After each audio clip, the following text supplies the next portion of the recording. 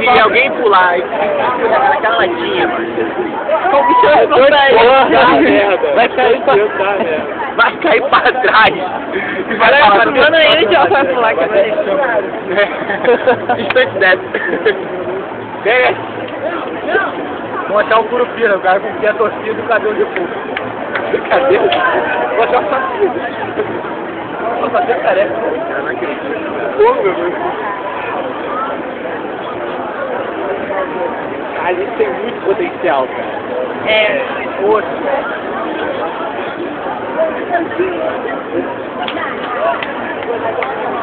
Na GBI. O quê? É, essa aí na GBI da patrulha. Não, tem isso aqui.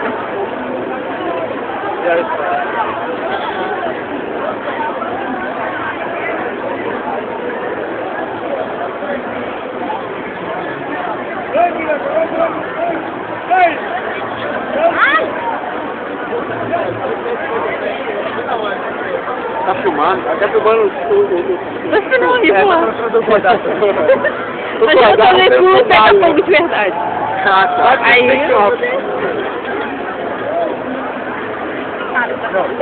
O ensaio da idiotice. É, agora todos os idiotas do plano. Depois sai sobre aquele ensaio sobre Ele vai de novo. A primeira vez, olha que legal, vamos de novo. Na segunda vez, você faz. Terceira vez, ele pode. Ai, porra! Ainda bem que saiu de lado, né? Outro tá precisando lá aqui. Já ficaria no ar. Queimou arroz, cara! Esse queimou arroz! Esse queimou arroz, esse que me perdeu. Olha esse timado. Esse mais? É. Vai ser João do pulo, cara. Cara, a sorte que tem que ter o pé dentro, cara. Todo mundo assim, pode ser nas bordas. Cara, botar a pé ali já era. É mesmo? Ai, barata voa, meu amigo. Vai chover remédio, cara.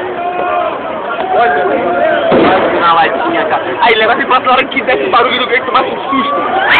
Ai, pisou na latinha, cara. Pisou na latinha. O que eu falei, moleque? Cara, que bando de idiota! Cara, tem muito potencial, cara. Nem desse pra Globo. Tô calado, ok? Não, mas eu não vou ver latinha, não. Vamos jogar da merda.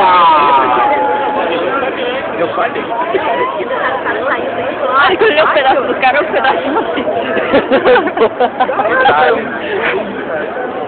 Agora eles pararam, né? Pô, peraí, eu gosto de calça.